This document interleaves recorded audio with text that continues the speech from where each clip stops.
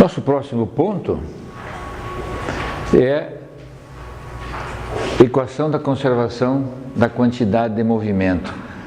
Momentum Conservation Equation, né? Momentum, para a gente traduzir para o português, é quantidade de movimento. Aqui eu vou fazer uma observação que é um pouco, talvez, desnecessária, né? Mas existe uma grande confusão de quem traduz isso, às vezes, de momentum, traduz isso por momento, né? Momento é força vezes distância, né? Quer dizer, e nunca então chamar a equação da quantidade de movimento, que aqui seria a tradução, seria equação de conservação da quantidade de movimento linear. Essa seria a tradução aqui.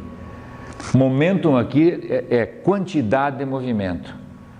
Então não dá para traduzir aqui como equação de conservação do momento. Seria um erro grave, né? É quantidade de movimento. Momento está lá, força vezes uma distância, né? E nós vamos chamar de QM, que é quantidade de movimento. Então ali, ó, momentum quantity, quantidade de movimento, QM, para nós vamos chamar de QM. Pô, e agora, pessoal, se a gente gravou bem esse primeiro passo, agora é tudo igual. Nós vamos fazer o seguinte, fazer a conta. Qual é a quantidade de movimento que nós temos no instante t mais ΔT? E qual é a quantidade de movimento que nós temos em t? Bom, a quantidade de movimento em t, o que é a quantidade de movimento? É massa vezes velocidade. Massa e velocidade é a quantidade de movimento. Então é só medir a quantidade de movimento que nós temos em t. M1V1 em t mais M3V3 em t, porque em t é o 1 e o 3. E medir a quantidade de movimento em t mais ΔT, que é o 1 e o 2. 1 mais o 2. Então medimos isso. Você quer ver agora a variação da quantidade de movimento com o tempo? Diminui uma da outra. De novo. Como feito pela massa, né? Então agora eu vou somar M1V1 em t mais ΔT, mais o M2V2 em t mais ΔT, a quantidade de movimento em t mais ΔT, menos a quantidade de movimento em t, é igual à variação da quantidade de movimento no sistema. Pô, é igualzinho, né? É só você tirar o V daqui e deixar só os M's, né? Fica a conservação da massa, né? Quer dizer, fica igual, é tudo igual. Fica a variação da quantidade de movimento no sistema. Porque eu diminui o que tinha em t mais ΔT e vou ter a variação da quantidade de movimento no sistema. Vou dividir de novo tudo por ΔT, por isso vou ser repetitivo, pois é tudo igual. Né? Vou dividir tudo por ΔT. O 1 é o nosso volume de controle. Então, M1V1 em t mais ΔT menos M1V1 em t sobre ΔT é o que variou a quantidade de movimento com o tempo no volume de controle. Isso aqui é o que saiu, é a quantidade de movimento com o pontinho em cima agora, porque isso aqui é a quantidade de movimento. E se eu dividir por tempo, ficou com o pontinho em cima. O pontinho em cima para nós está sempre sinal que é variação no tempo. Então, quantidade de movimento que sai na unidade de tempo, e o 3 é a nossa quantidade de movimento que entra no tempo. E isso aqui é a variação da quantidade de movimento na unidade de tempo no sistema. Qual é a diferença em relação à conservação da massa? É que lá na conservação da massa, a variação da massa na unidade de tempo no sistema era 0. E agora aqui não é mais. A variação da quantidade de movimento no sistema não é mais 0. É a segunda lei de Newton. É o somatório das forças. Então lá nós tínhamos um 0. Agora temos um somatório das forças. Porque a variação da quantidade de movimento na unidade de tempo no sistema é o somatório das forças. É invocando a lei de Newton para sistemas. Lá nós invocamos a lei da conservação da massa para sistema, que dizia que é zero. Agora, para um sistema, nós temos variação de quantidade de movimento no sistema com o tempo, é a segunda lei de Newton. Então vejam como fica, é só nós substituirmos isso aqui, ó, pelo somatório das forças, e vai ficar quantidade de movimento que entra, menos quantidade de movimento que sai, mais o somatório das forças é igual à variação da quantidade de movimento no volume de controle. E é igualzinho, só que uma hora é zero, agora é somatório das forças. E vamos para lá, repetindo sempre a equação para que a gente não perca, né, a sequência. Isso aqui, ó, quantidade de movimento que entra, porque eu joguei para lá, né, tudo para lá, quantidade de movimento menos o que sai, mais o que antes era zero na massa.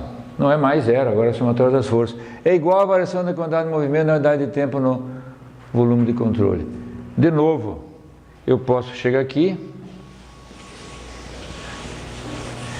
e obtive a equação agora, né, literal aqui. Quantidade de movimento na unidade de tempo que entra menos quantidade de movimento na unidade de tempo que sai, mais somatório das forças é igual à variação na unidade de tempo da quantidade de movimento. Eu posso de novo sair para fazer um balanço, e eu vou fazer, ou eu posso fazer pelas relações matemáticas. De novo. Aí está pelas relações matemáticas. Eu não coloquei aqui nos slides o volumezinho de controle, porque eu prefiro fazer no quadro e mostrar, do que trazer um volumezinho aqui, papapá, né? E essa parte matemática continua igual agora. E por isso que o aprendizado de antes é totalmente usado aqui agora. Como é que eu faço para calcular isso aqui, ó? Quando eu quis calcular isso, m que entra menos m que sai, como é que a gente fez? Menos a integral na área de ρ v relativo, eu vou botar o dA agora aqui já, para ficar igual, dA. É assim que a gente calculou. Certo? Agora, o que é a quantidade de movimento? É pegar a massa e multiplicar pela velocidade, só isso. Então, o ρ v relativo dA, que é a massa, é só multiplicar pela velocidade agora, na mesma integral. Não é isso? Quer dizer, é simples assim. Quer dizer, isso aqui, ó, a integral. Isso aqui é a integral na área de ρ v relativo dA. Não tinha isso quando era massa. Só tinha isso. Agora, quantidade de movimento é massa vezes velocidade. Pronto. E aqui tem um detalhe importantíssimo. Esse V não é esse V, certo? Esse V relativo é o V que carrega, é o V que dá a massa que entra no volume de controle. E aquele V é o V do fluido. É a velocidade do fluido, é a quantidade de movimento do fluido. E aqui nós vamos começar a discutir um ponto importante, que a velocidade ela tem dois papéis nas equações Navier-Stokes. Ela é usada para calcular a massa que entra num volume de controle, mas ela é também a variável em consideração, a variável que está sendo transportada pelo movimento. Um é o VR, que eu tenho que ver, que é aquilo que computa o que entra. E outro é o V do escoamento, que é a propriedade do escoamento. O escoamento tem, enquanto ele se desloca, ele se desloca uma massa. Junto com essa massa está sendo transportada quantidade de movimento, é mv, a velocidade do fluido. Junto com essa massa está sendo transportada energia, porque tem temperatura nessa massa. Junto com essa massa, posso estar transportando energia cinética turbulenta. Junto com essa massa, posso estar transportando outras espécies. Então, primeiro ponto importante é não confundir esse V relativo com esse V, porque esse V é a propriedade do escoamento. O V é quantidade de movimento por unidade de massa, que mv é quantidade de movimento, mv sobre m é quantidade de movimento por unidade de massa. Essa é a identidade do escoamento em termos de quantidade de movimento.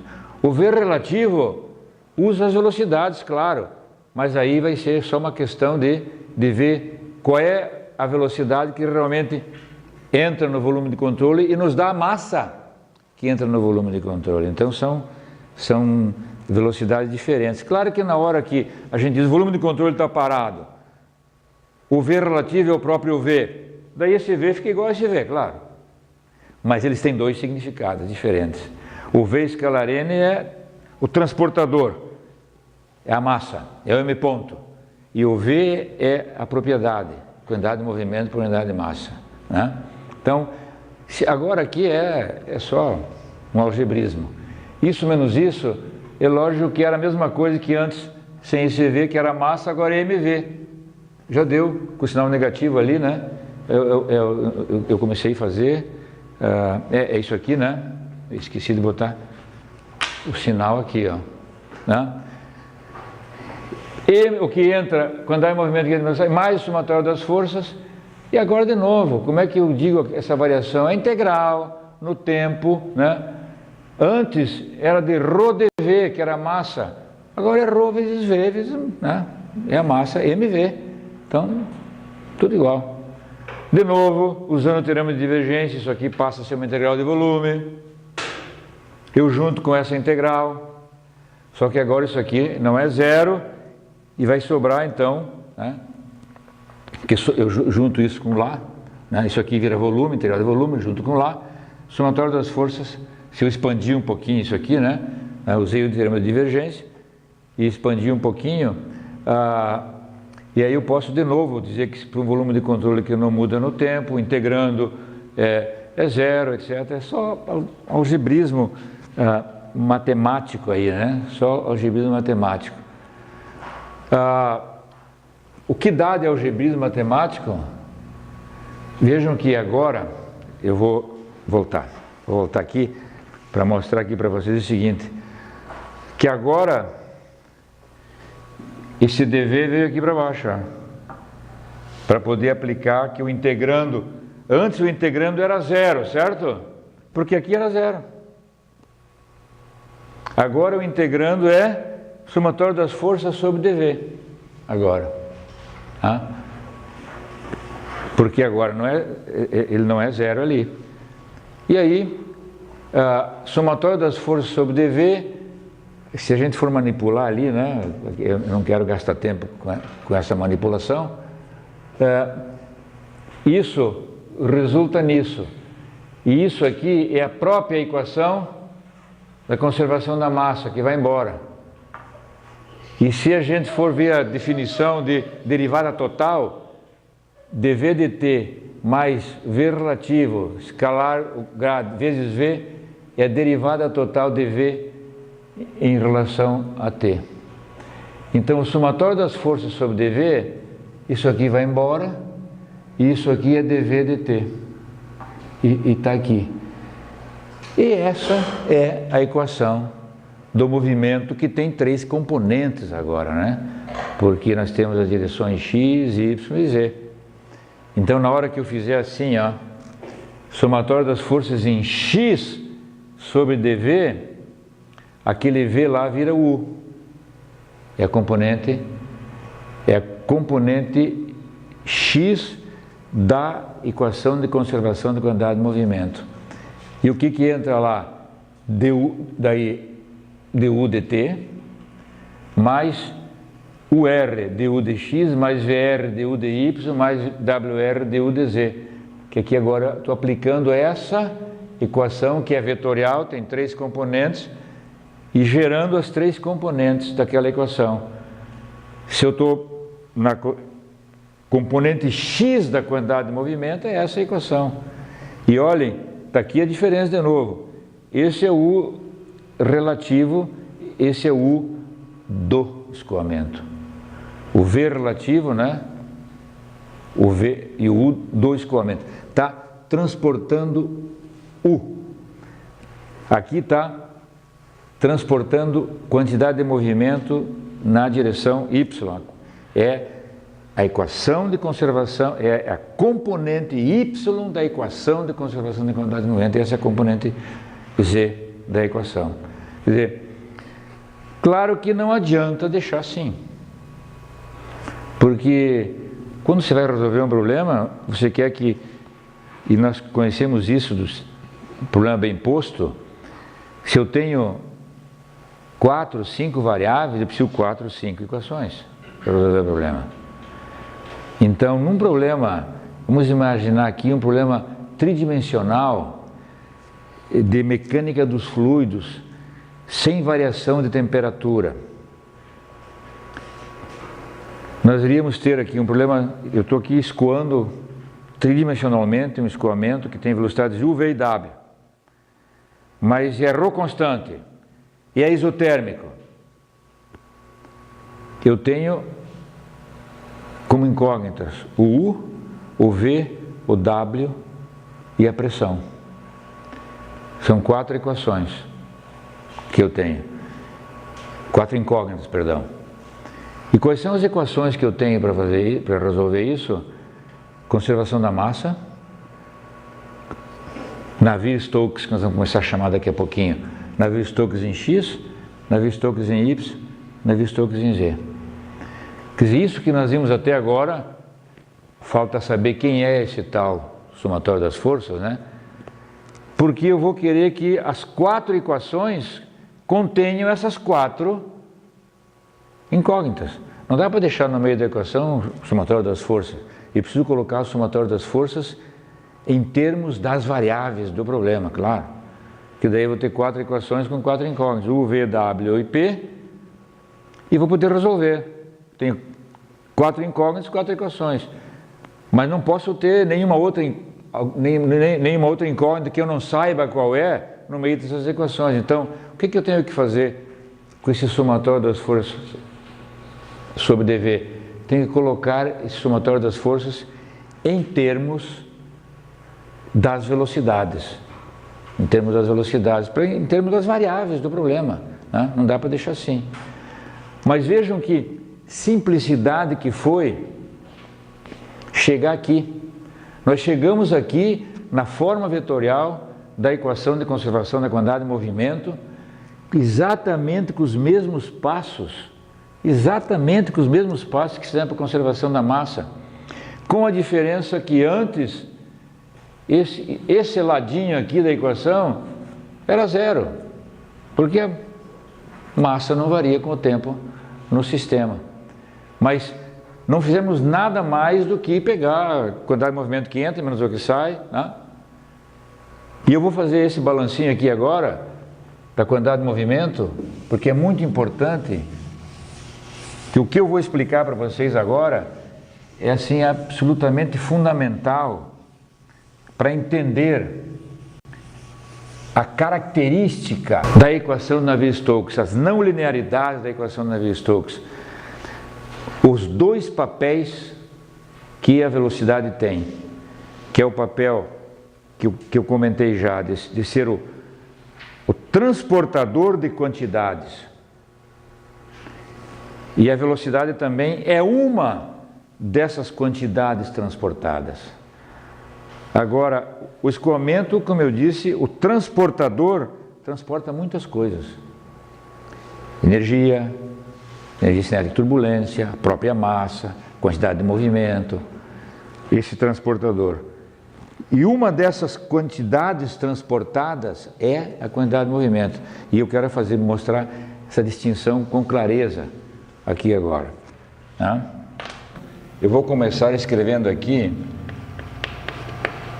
a equação literal que a gente obtém do teorema do transporte de Reynolds para a conservação da quantidade de movimento.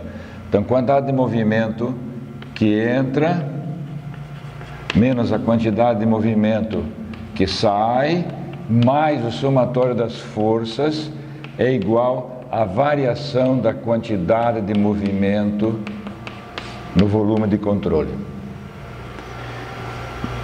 Essa é a nossa equação geral. Nós queremos chegar naquela expressão que o somatório das forças sobre dV é ρdV sobre dt, como já visto. E essa é uma equação vetorial. Eu tenho uma para cada componente da quantidade de movimento. Então eu vou escrever aqui a equação para a componente x. Então aqui eu poderia dizer assim, a quantidade de movimento da componente x que entra menos quantidade que sai mais o somatório das forças agora em x é igual à variação no tempo da quantidade de movimento da componente x no volume de controle. Daqui vamos elaborar agora com explicações muito importantes para o entendimento das não linearidades da equação de Navier-Stokes, para o entendimento de qual é o escoamento que transporta e qual é a propriedade transportada. Então vamos utilizar aqui um volume de controle, porque nós vamos fazer um balanço no volume de controle, que ele tem aqui dimensões ΔY e ΔX. Um escoamento aqui, V do fluido, que tem componentes U, V e W, V do fluido. E o que nós queremos aqui? Fazer esse balanço, que é o balanço da componente X da quantidade de movimento para esse volume de controle. Mas aí eu gostaria de primeiro de lembrar o seguinte: o que nós estamos querendo computar? Quantidade de movimento na unidade de tempo. Se nós lembrarmos da quantidade de movimento, m.v, quantidade de movimento por unidade de massa sendo transportada pela vazão, isso aqui é nas suas três componentes, mu, mv e mw. O que nós escolhemos aqui para fazer o balanço? Esse m.u. Então, o que nós vamos fazer nesse balanço? Nós vamos computar quanto de m.u entra e sai desse volume de controle. Então, é muito simples, na nossa convenção, colocar aqui duas que entram e duas que saem. Eu já falei que podia ser tudo entra, tudo sai, 3 entra, 1 sai. Essa é a nossa convenção. E nós vamos então computar a quantidade de MU, de M.U, que entra no volume de controle. Então nós vamos, obviamente, isso é um M.U em X, esse é um M.U em Y, esse é um M.U em X mais ΔX, e esse é um M.U em Y mais ΔY aqui e aqui em Y. Vejam que com esse enfoque não há problema de a gente se enganar qual é a equação que estamos fazendo o balanço. Se fosse essa a equação, se estivéssemos fazendo o balanço para a componente Y da quantidade de movimento, nós íamos colocar simplesmente V aqui, V aqui, V aqui, V aqui. Se fosse a W, W, W, W e W. Vou um pouco mais além. Eu poderia estar dizendo o seguinte, transportando entalpia, é um M.H. Se eu quisesse fazer um balanço então de energia, entalpia, CPT, eu botaria M ponto H, M ponto H, M ponto H, M ponto H. Então o que vocês estão vendo é que eu estou fazendo o balanço, isso aqui, todos esses aqui são escalares. O U é um escalar, o V é um escalar, o W é um escalar e o H é um escalar. Então eu estou fazendo o balanço aqui para uma propriedade escalar. E vou mais, eu podia só também ter M ponto só. M ponto vezes 1. M ponto vezes 1. Bem no lugar desse U é 1, aqui é 1, aqui é 1, aqui é 1. E o que é isso? Um balanço de massa que já fizemos. Então vejam que nesse escopo aqui, com esse balanço, lembrando que o M ponto transporta propriedades, eu faço todas as equações, faço todos os balanços. E nós estamos agora fazendo da componente X da quantidade de movimento. Tá? Então, a hora de especificar quem é esse M ponto é trivial, porque M ponto é a vazão que atravessa essa face. Aqui, M ponto é a vazão que atravessa essa face. E não vai ter a confusão que eu já vou mostrar para vocês, que em geral acaba tendo. Tá? Então eu vou escrever aqui, quem é esse M ponto? Vou escrever aqui, ρ, o relativo, delta Y. Esse é o M ponto. Esse é o M ponto. Ρ, o relativo, delta Y. Vezes U, vai dar. Então isso aqui eu estou escrevendo apenas o M ponto. Então é ρ, o relativo. E aí, claro, vou aqui só en passant lembrar novamente, né, da questão do relativo. Porque nós estamos fazendo um balanço no volume de controle. Se o volume de controle tiver uma velocidade e o fluido tem outra, o que entra no volume de controle é uma relativa. Tanto é que se o volume de controle tiver velocidade igual do fluido, M ponto é zero, porque não entra nada no volume de controle. Tá? Então, o cálculo do M ponto envolve o U relativo. Mas aqui é a propriedade transportada. E aí não há mais como fazer confusão. Né? Quem que é esse M ponto aqui? Esse M ponto é a vazão que atravessa essa face, é ρ, V relativo, delta X. Ρ, V relativo, delta X. Quem é esse M ponto que está aqui? É de novo, ρ, U relativo, delta Y. Avaliado, obviamente, em X mais delta X. Né? E esse M ponto é o mesmo lá, né? Daquele lá de cima, né? ρ, V relativo, delta X.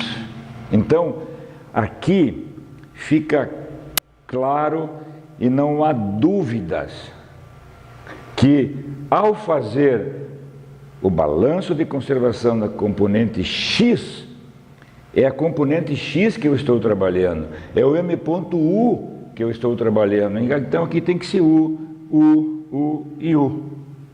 E quando eu vou computar o M ponto nas faces, daí eu vou ver qual é a velocidade que me permite calcular a vazão que entra nessa face. Claro que é a velocidade V e é relativa ainda, né? Então a gente fica sem ambiguidades de colocar e de especificar esses fluxos de quantidade de movimento por a direção que entra e sai desse volume de controle. E agora vamos em frente, então. Vamos fazer essa equação. Vamos ver aqui a quantidade de movimento que entra menos a que sai, nos termos que nós colocamos aqui. Então, a quantidade de movimento, ρ, U relativo, vezes delta Y, vezes U, em X, menos ρ, U relativo, delta Y, vezes U, em X mais delta X. O que eu fiz aqui? essa menos essa. Agora eu vou fazer mais essa menos essa, né?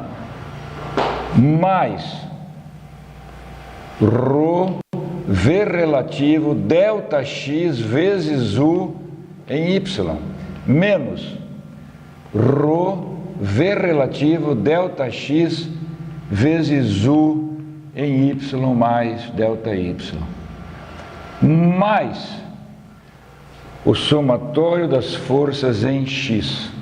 Isso é igual à variação da quantidade de movimento dentro do volume de controle. O que é a quantidade de movimento dentro do volume de controle? Massa vezes velocidade. Qual a velocidade que estamos considerando? Componente U. Então isso aqui é um ρ ΔX ΔY vezes U. Está pronta aí a nossa... Está aqui reproduzida a nossa equação, o nosso balanço em termos das velocidades. Agora é só dar uma olhadinha aqui, dividir isso aqui por ΔX, ΔY, fazer ΔX, ΔY e ΔT tender a zero. E observem aqui, se eu dividir por ΔX, corta esse ΔY, fica ρ relativo vezes U, menos ρ relativo vezes U, em X mais ΔX, tal, derivada, com sinal trocado, porque eu estou fazendo, né, o eixo positivo está com um sinal negativo. Então eu fico com menos delta sobre ΔX de ρ, U relativo, vezes U. A hora que eu for dividir aqui por ΔX, ΔY, vai ficar o ΔY embaixo, uma derivada em relação a Y, né? Do que? Menos delta sobre ΔY de ρ V relativo vezes U. Se foi aquele termo lá de cima, estou dividindo por ΔX, ΔY, isso aqui é mais somatório das forças em X sobre dV, que é igual a delta sobre ΔT de, cortou ΔX, ΔY, de ρ. De ρ. Está aí a nossa equação. Está aí a nossa equação. Se eu jogar isso aqui, com isso, para o lado de lá, eu vou ficar com o seguinte: somatório das forças em X sobre dV é igual a delta sobre ΔT de ρ vezes U, mais delta sobre ΔX de ρ, U relativo vezes U, mais delta sobre ΔY de ρ V relativo vezes U. Está aqui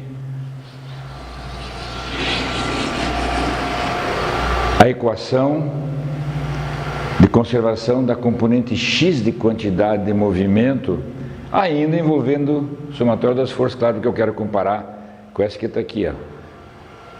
Agora vocês vão ver que esse ladinho aqui é exatamente aquele lado direito que está ali.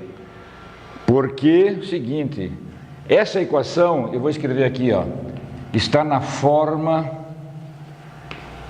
conservativa. Por que na forma conservativa? Porque dentro dos sinais de derivada aqui, eu tenho exatamente os fluxos, Isso é muito importante lá depois, na área numérica, quando você integra essa equação e resultam os fluxos nas fronteiras do volume de controle. O método dos volumes finitos é isso aqui. É fazer um balanço e achar aquela equação. Nós podemos dizer que aquela equação, né, quando integrada, é a equação que nós vamos usar nos métodos numéricos, né? Mas isso é outra conversa, mais na frente. Mas a equação que está aqui, a gente pode dar uma olhadinha, né? Eu vou passar voltar aqui um pouquinho, que na realidade é aqui que eu quero estar, né? Somatório das forças sobre dV, olha ali, ó, para X, para Y, para Z. eu fiz para X.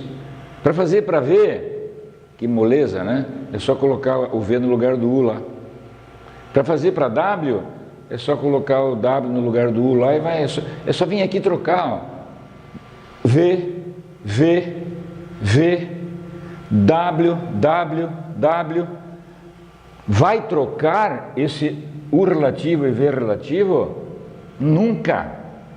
Porque o U relativo e o V relativo, eles estão computando a massa que entra aqui. E tem que ser o U relativo. Por isso que não tem confusão entre se aqui entra U, entra V, porque eu estava comentando, existe muita confusão ao fazer o balanço de conservação da componente X, que muitas vezes as pessoas são tentadas a pensar que, como eu estou fazendo o balanço da componente X, não teria entrada de quantidade de movimento nessa direção, o que é? Não pode. Se eu tenho um escoamento assim, eu vou ter sempre esse M ponto transportando diversas coisas, inclusive a componente U, né? Depois eu faço um desenhinho aí que mostra como é que às vezes as coisas são levadas. Mas, se vocês abrirem essa derivada, essa aqui, ó, fazer primeira elevada a segunda, etc, etc, vai aparecer aqui a equação da conservação da massa, que vai zerar, e a equação vai ficar igual a essa. Exatamente igual a essa. Então, essa equação que está aqui, ela está na forma conservativa, é igual àquela lá, que não está na forma conservativa, né? Então, apenas como exemplo, somatório das forças em Y sobre dV é igual a delta sobre delta T de ρV mais delta sobre delta X de ρ UR vezes V mais delta sobre delta Y de ρ VR vezes V. Tá? Isso é a equação da componente Y de quantidade de movimento. Uma questão importante agora aqui, lembrem o seguinte, portanto, não há confusão em saber que isso aqui é o M ponto. E esse U é o transportado. E vejam que é igual. Eu tenho um ρVR aqui, só que agora transporta V. Esse ρVR igual que lá, esse ρR também está aqui, esse igual a esse. Lá transporta U, aqui transporta V. Ou seja, quando existe uma velocidade relativa, não tem confusão. Agora vamos escrever a equação considerando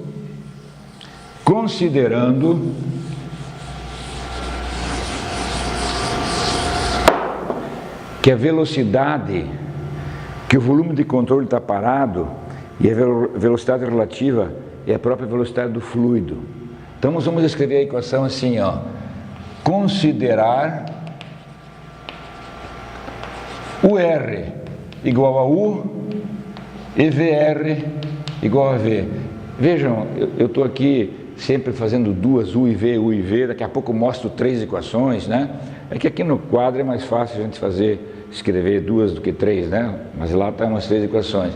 Então ficaria o seguinte com essa equação: somatório das forças em X sobre dV, que é igual a delta sobre delta T de ρU, estou fazendo componente X, mais delta sobre delta X de ρ, se U relativo é igual a U, fica ρUU, mais delta sobre delta Y de ρVU.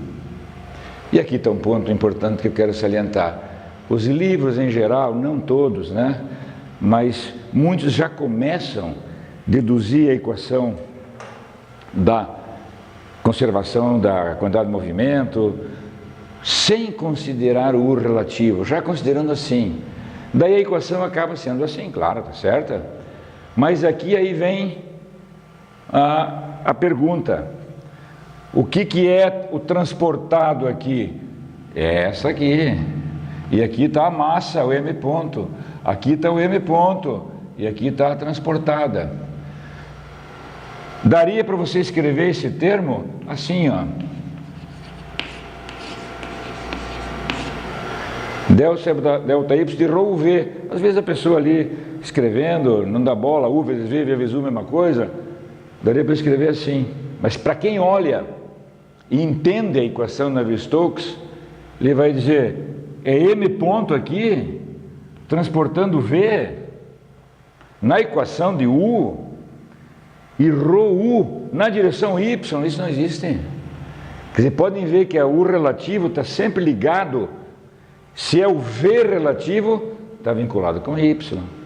Se é o U relativo, está vinculado com X, porque é o M ponto nessa direção X e é o M ponto nessa direção Y. Então é sempre bom manter essa lógica da equação, que é U, ρU, ρV. Vai ser ρV, ρUV, ρVV. Se tivesse mais de 3 dimensões aqui, ρWU. Quer dizer, é sempre ρU, ρV, ρW vezes uma determinada propriedade que é transportada, né? Então nós temos essas nossas equações. Essa é a observação que eu quero trazer aqui, um desenho, porque eu vou repetir o meu volumezinho de controle. Muitas vezes a gente quer fazer um balanço e não raciocina assim, com M ponto transportando, e fica pensando em ρU. A pessoa chega aqui, como é que eu vou computar o que entra aqui? Se essa noção de M ponto transportando não está assimilada, a pessoa acaba ficando pensando, não, essa face aqui, se eu estou fazendo a equação de conservação da componente X, não deve ter nada por aqui, porque é a componente X. Mas tem que lembrar que a componente X está sendo transportada pelo escoamento. E a componente X entra por aqui, carregada pelo M ponto nessa face. Então tem muitos livros que fazem assim, ó, para explicar isso. Fazem uma seta assim, fazem isso e fazem isso. E aí fazem isso. Isso. E outra assim, como mostrando, tudo aqui está alinhado com o X. Talvez para dizer, imagino eu, não sei, talvez para dizer o seguinte, que o balanço que eu está fazendo é da componente X, mas que componente X também entra na face vertical. Mas isso é só olhar aqui, né? Se o meu escoamento é assim, vai entrar aqui, óbvio, né? O único jeito de não entrar M.U aqui, o único jeito é se o escoamento fosse unidimensional. Daí não teria V, daí não entraria aqui, mas daí seria escoamento 1D, o único jeito. Então, esse tipo de desenho, para mim, só confunde, né? O que é importante é entender que o que é transportado é M ponto alguma coisa. E esse M ponto entra por todas as faces, sai por todas as faces, você tem que computar o M ponto nas faces. Encerrou. Não tem ambiguidade, não tem ambiguidade. Eu queria agora comentar o seguinte, né? Essa equação não está pronta. Porque quem é somatório das forças em X? Já falamos no começo, se nós queremos um modelo matemático, as nossas equações vão ter que estar todas em função das variáveis. Então o somatório das forças em X tem que estar em função das variáveis também. E aí é o nosso próximo item. É como é que eu vou determinar o somatório das forças em X? E daí é uma coisa simples. Uma coisa muito simples. Se eu vou ver essa equação para a conservação da componente X da quantidade de movimento, se é essa a equação que eu estou trabalhando, eu vou verificar quem é o somatório das forças em X sobre dV. Quero substituir esse lado por alguma coisa que tenha as velocidades, né? as variáveis. Mas eu faço um parênteses assim, é que simplicidade foi até agora determinar a equação propriamente dita, né? Um balanço simples, simplérrimo, do teorema de transporte de Reynolds, facílimo de fazer e compreender, e depois traduzindo isso pelos fluxos e entendendo isso, chega-se nisso aqui. E agora vamos substituir o somatório das forças pelo que é. Aí vamos olhar aqui, ó. Vou me concentrar nesse slide agora. Se você tem um volume de controle, o tensor-tensão está aí atuando. E o tensor-tensão, né? O tensor tem 9 componentes. Ele pode estar uma componente aqui, ele tem uma normal, uma cisalhante para cá, outra cisalhante para lá. Então elas indicadas aqui. As de trás, né, das 3 faces que não aparecem aqui, então lá tem um tal ZZ, aqui tem um tal ZZ, aqui está o YY, lá tem um tal YY, tal XX aqui, um tal XX lá atrás. E agora eu vou me preocupar com as componentes que estão na direção X, para fazer o somatório das forças em X. E aí, como é que eu faço? Tal XX está aqui, ó. Vezes quem? Vezes essa área. Delta Y, delta Z. Agora eu estou chamando de X mais. X mais a face da frente, X positivo, X menos a de trás. Menos um tal XX que está lá, apontando para lá. Tal XX vezes a mesma área, onde? Em X menos. Então computei essa e a que estava lá atrás. Agora eu vou computar essa aqui. Tal YX mais tal YX na face Y mais, vezes que área? Essa área. Delta Z, delta X. E tem um tal YX desse apontando para lá atrás. Paralela a essa, lá atrás. Menos. Mesma coisa, só que é em Y menos. Computei essa, agora vou computar a tal ZX aqui, essa que está faltando. Essa com a sua correspondente lá de baixo. Então, tal ZX, que área que atua? Delta Y, delta X, aonde? Em Z mais, menos esse tal ZX que tem embaixo, em Z menos. Balanço de forças, mais forças de campo que possam existir, gravitacional, rotação. O fluido pode ser magnético hidrodinâmico, né? Você pode estar trabalhando com magneto hidrodinâmica, o fluido ser magnético e ele ser atraído dependendo dos campos magnéticos que você tiver.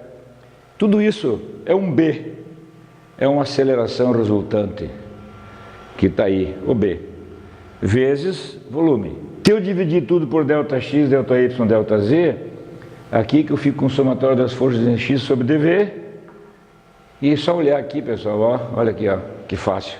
Isso aqui é a definição de derivada de novo. Porque se eu dividir tudo por delta X, delta Y, delta Z, embaixo desses dois aqui vai ficar delta X. Embaixo desses dois aqui, delta Y. E embaixo desses dois aqui, delta Z. E aí, isso aqui é derivada de tal XX.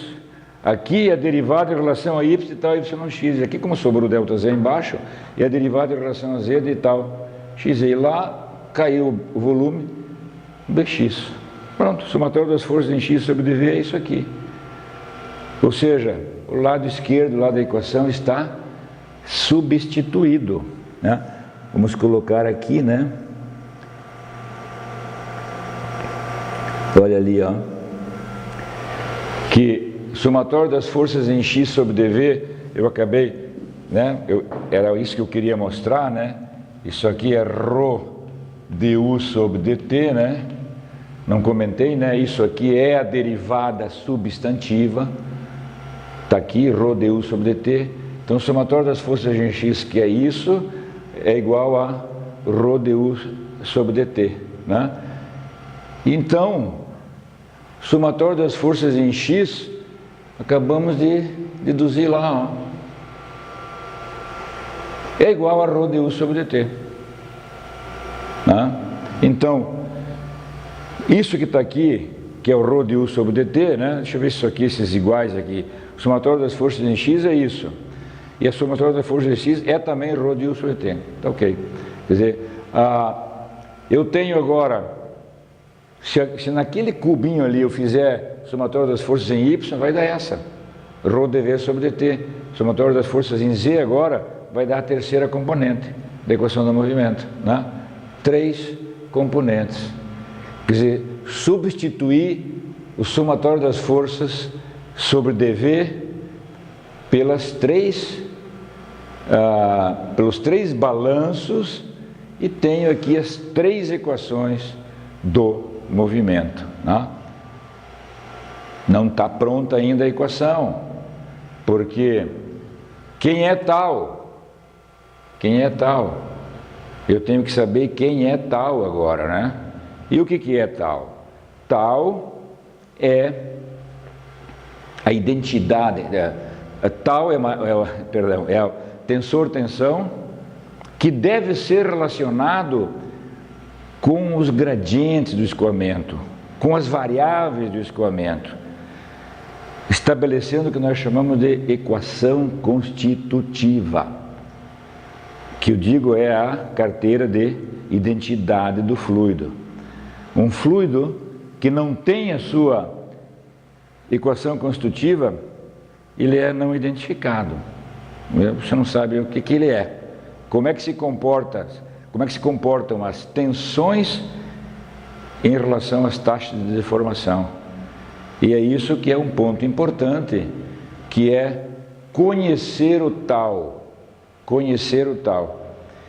E conhecer o tal é nem sempre fácil, porque dado o grande volume que se tem de fluidos diferentes, com escoamento, com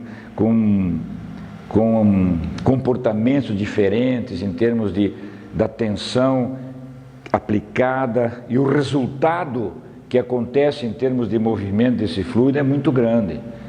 Então a determinação do tal é uma coisa importante na mecânica dos fluidos, importantíssima, porque o tal vai permitir que você faça uma simulação numérica.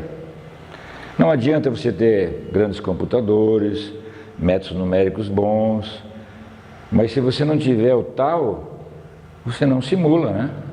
Porque você precisa saber como é que os fluidos se comportam quando submetidos a certas tensões.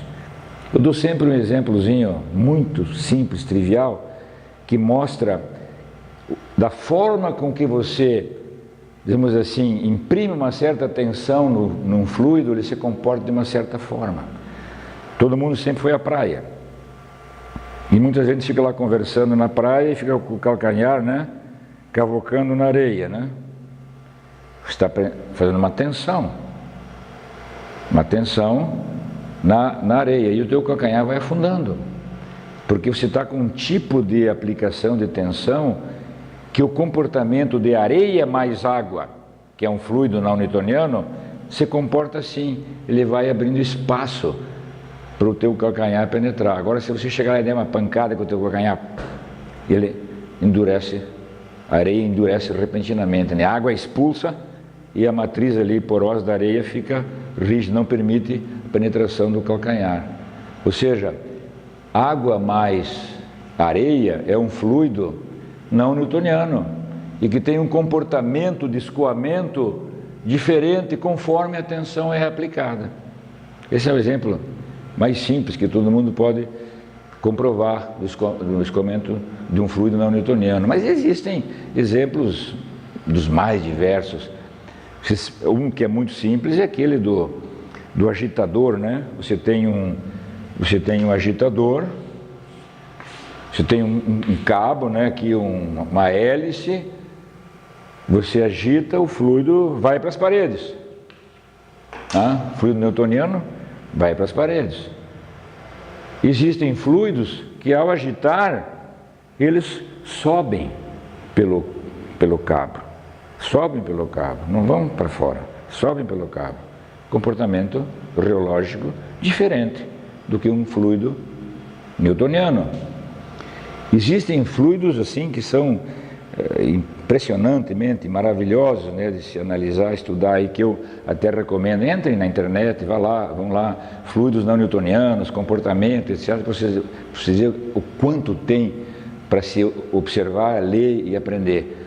Existem aqueles fluidos que é um líquido, como se fosse um leite assim, né, uma água, que se você botar num prato e sacoalhar, ele derrama e cai. E aí você lentamente coloca ele sobre uma mesa e vai dar uma palmada com a tua maior força que você tiver, você vai imaginar isso aqui, vai espirrar água para todos os lados. Na verdade, ele enrijece de imediato, fica uma borracha, não espirra nada para lugar nenhum. Quer dizer, comportamento fantástico. Ou aquele de uma massa, você faz uma bolinha com a mão, depois fica quicando essa bolinha. Ela vai quicando como se fosse elástica, né? Tum, tum, tum, aqui quicando. Depois você põe essa bolinha descansar em cima da mesa, só no efeito gravitacional, daqui a pouco ela é uma bolacha. Ela escoou em si mesmo, com efeito gravitacional, virou uma bolacha. Quer dizer, coisas assim, incríveis, incríveis.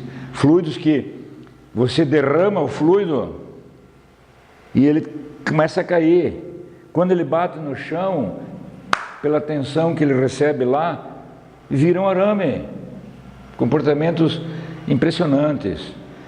E para achar como é que se diz, como é que se traduz o comportamento desse fluido através do seu tal. Através do seu tal, que é a carteira de identidade do fluido, que vai dizer o seguinte: olha, se eu aplicar tensões assim, o fluido vai se comportar assim. Isso requer pesquisas, teorias, muito laboratório para determinar o comportamento da grande maioria dos fluidos, né? Porque você precisa dessa relação, tensão, taxa de deformação para jogar nas suas equações. Então isso é o que nós vamos fazer na próxima aula. Nós vamos dar uma olhadinha aqui, isso aqui não é um curso de método de fluidos não newtonianos, mas nós vamos dar algumas pinceladas aqui, trabalhar com o fluido newtoniano para vir aqui nesta equação, né? Ou naquela que estava aqui anterior, eu mostro de novo rapidamente. E nós vamos jogar aqui as tensões de um fluido newtoniano e finalmente obter as equações de Navier-Stokes. Nós paramos aqui, né, um pouquinho mais à frente, eu já vou lá, mostrando as três componentes das equações de Navier-Stokes, né? Quantidade de movimento é uma quantidade vetorial, portanto tem as suas três componentes. Então já vimos massa e essas três componentes. E aí tínhamos passado então para comentar sobre o tensor-tensão. Falei para vocês da questão fundamental do tensor-tensão, que relaciona as taxas de deformação com a tensão, e que isso, né, eu usei exatamente as palavras, é um mundo de pesquisa, procurando as correlações, procurando as chamadas equações constitutivas do fluido, né? Para poder ter um modelo matemático para que isso possa entrar nas equações de conservação e obter uma equação diferencial que você possa resolver, né? Comentamos que água e ar, por exemplo, são fluidos que são tratados como newtonianos, e uma forma simplificadíssima de fazer isso é dizer que o tensor-tensão é 2K epsilon, que é a taxa de deformação, na N, onde N é igual a 1 se o fluido for newtoniano, N é menor que 1 se for um pseudoplástico, N é maior que 1 se for um fluido dilatante, e a taxa de deformação é escrita assim, né? dV dx mais du dy, né? Como é que o fluido se deforma submetido a uma tensão, né? E para fluidos newtonianos, essa é a expressão que nós temos. A pressão, né, o delta de Kronecker aqui, que vai valer só quando I igual a J, a viscosidade absoluta e aqui a taxa aqui, né, que aparece aqui para as diferentes tensões. São 9 componentes, né? XX, XY, XZ, YX, YY, YZ, ZX, ZY, ZZ, que fica então expressa por essa condição. Vejam que a tensão é linear com a taxa de deformação. Aqui não tem nenhum quadrado, não tem nenhuma potência aqui. É uma correlação, é uma equação constitutiva simples, tá? Onde essa é a viscosidade absoluta e ali tem um lambda, que é um segundo coeficiente de viscosidade, que nós já vamos comentar sobre ele. Mas vejam, a gente dizer isso, né, ainda falta quem é o N. Obviamente o N, isso aqui é meio que, né, empurrar o problema para frente, porque agora o N tem que ser determinado para determinados tipos de fluido, né? Dizer que N é menor que 1, N maior que 1, não ajuda muito, né? Mas você precisa ainda determinar o N para poder ter uma relação. Mas essa é uma correlação simplificada, né? Que você pode usar. E aqui apenas para dar um exemplo, se você colocar aqui no eixo a tensão e aqui a taxa de deformação, o fluido newtoniano é isso aqui, né? Que nós vimos, ele é linear com a taxa de deformação, a tensão e a taxa de deformação, porque não tinha nenhum expoente ali na taxa de deformação. E aí fluidos pseudoplásticos, dilatantes, tem o fluido de Bingham, que é um fluido que ele se comporta como newtoniano após uma certa tensão inicial aplicada. Se aplica uma tensão, ele não responde. A partir de uma certa tensão, ele começa a responder como se fosse um fluido newtoniano. Então, é o fluido de Bingham. Quer dizer, isso aqui, como eu disse para vocês, é um pequenino exemplo, né? Só para a gente lembrar que a taxa de deformação, a relação entre a tensão e a taxa de deformação é uma relação que não é muito simples de obter para todos os fluidos, né? Para os newtonianos, então, nós temos aqui as componentes. O tal XY é igual ao tal YX, que é mi du dy dv dx. Vejam que du dy são as cisalhantes, né, que vocês conhecem as tensões, as 6 tensões cisalhantes, quando o I não é igual ao J, né? Então vejam que é du dy. Se a velocidade U é na direção X, eu estou pensando em Y, é como U varia com Y, é uma cisalhante. Aqui é como V varia com X. Se eu tenho aqui X e aqui a velocidade V, como é que o V varia com X? É uma cisalhante. Então nós temos as 6 componentes cisalhantes, que vocês conhecem, e as 3 componentes normais do tensor-tensão. É aquilo que eu falei ontem, né? Se eu tenho uma superfície e tenho uma tensão aqui, eu decomponho numa normal e 2 cisalhantes. E as 3 normais estão aqui, tal XX, tal YY e tal ZZ, né? E vejam que essas normais, isso aqui não é cisalhante, está repetido aqui é 2 vezes du dx, ou seja, se aqui está o U e aqui está o X na mesma direção, du dx é alguma coisa como compressão e expansão. dv dy também, é V com Y, compressão e expansão, a mesma coisa na outra direção. Então, e é onde atua a pressão. Veja que a pressão não atua nas cisalhantes, é lógico. A pressão é sempre normal à face. Então a pressão está atuando aqui junto com o tal XX, junto com o tal YY e junto com o tal ZZ, né? Vejam que tem uma analogia esses termos aqui, du dx. E como é que o U varia com X? É uma expansão ou compressão. Como é que o V varia com Y? Né? Uma expansão ou compressão, e o W também. E aparece aqui um div de V. O que é o div de V? É exatamente se aumenta ou diminui o volume, né? A divergência da velocidade. Então esses termos todos são os termos normais, que são os termos que ou expandem ou contraem o volume de controle. E as outras tensões são aquelas que cisalham o volume de controle, né? Então, nós temos aqui a possibilidade, então, de escrever somar essas três tensões, tal xx mais tal y mais tal zz, somar isso, né? Então, se você somar aqui, veja que aqui você tem du dx mais dv dy mais dw dz. O que é du dx mais dv dy mais dw dz?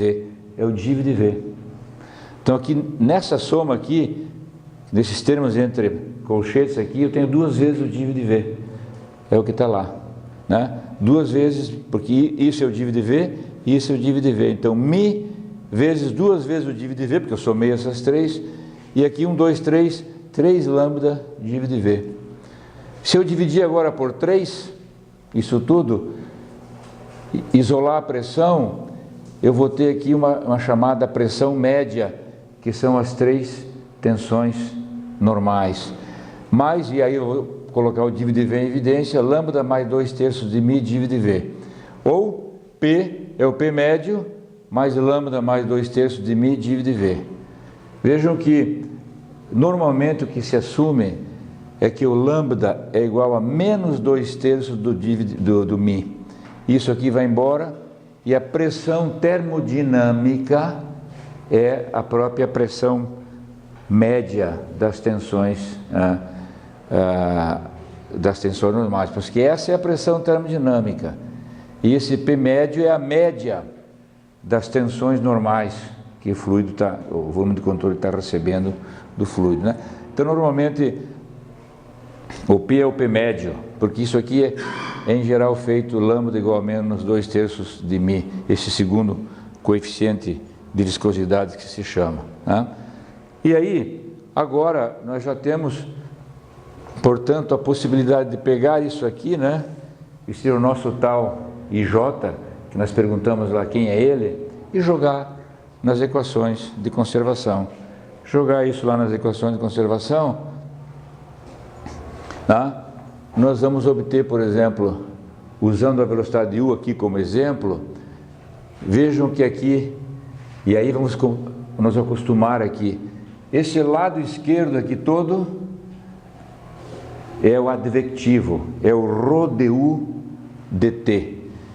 Desse lado todo aqui é aquele lado que delta sobre delta x de tal x, eu vou voltar lá para poder que a gente tenha isso bem claro, né? Aqui, né? Esse lado aqui é o lado esquerdo que está lá na equação que eu estava acabando de mostrar, que é a parte advectiva, e aqui é a parte das forças, que nós vamos chamar da parte difusiva da equação. Substituindo o tensor tensão aí, nessa equação é que nós vamos chegar e substituindo aquele que é do fluido newtoniano, nós vamos chegar a isso aqui, ó, porque lá tinha, né, delta sobre delta x, lá do lado esquerdo tinha delta sobre delta x de tal xx mais delta sobre delta y de tal yx, etc.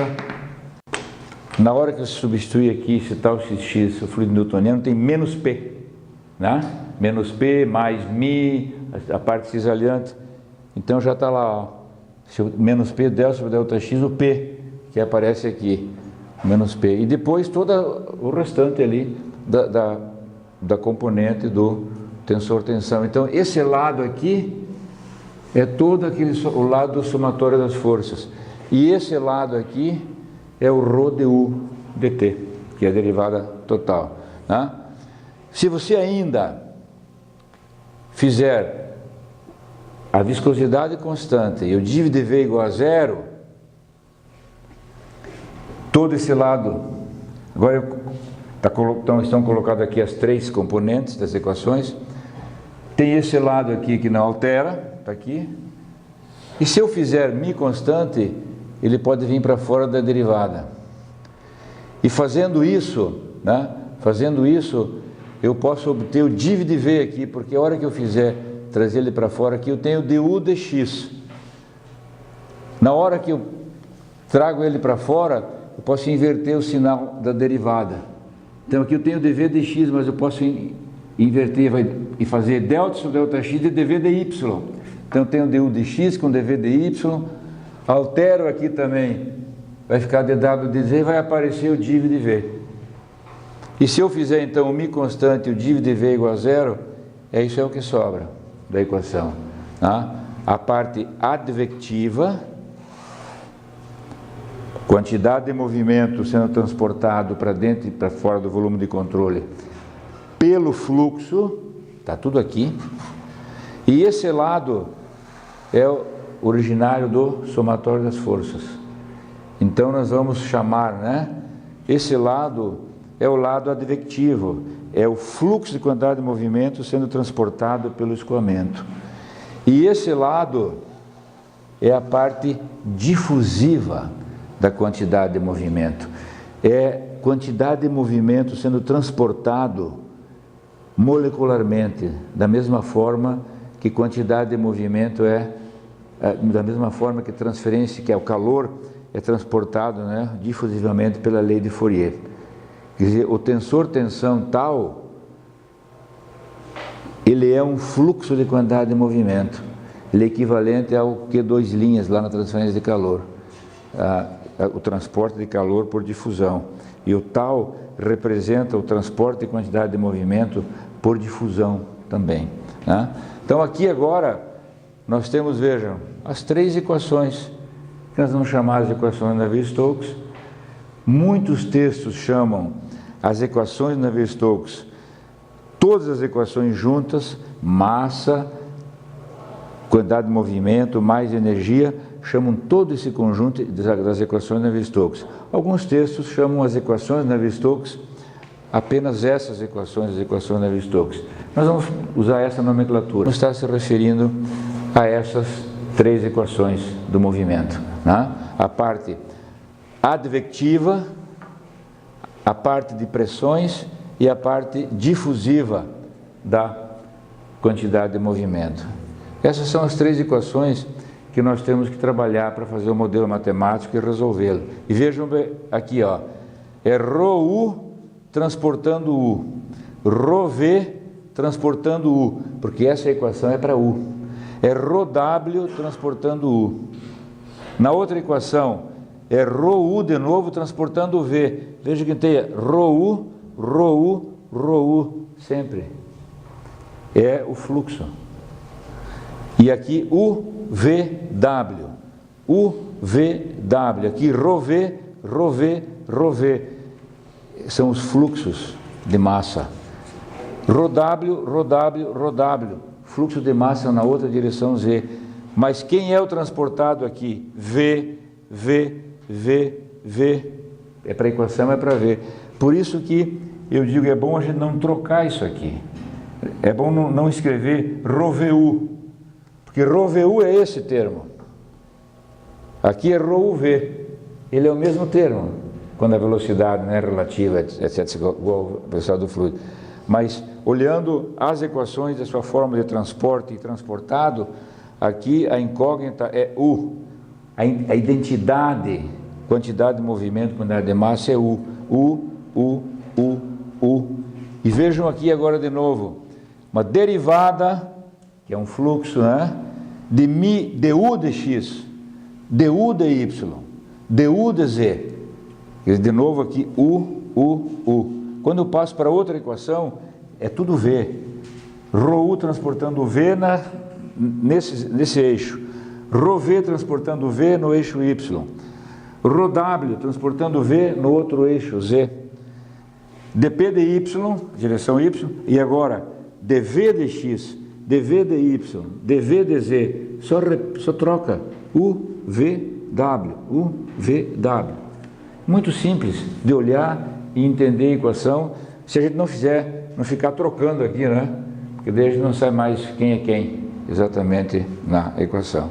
Então essas são as três equações, as três componentes, né, das equações.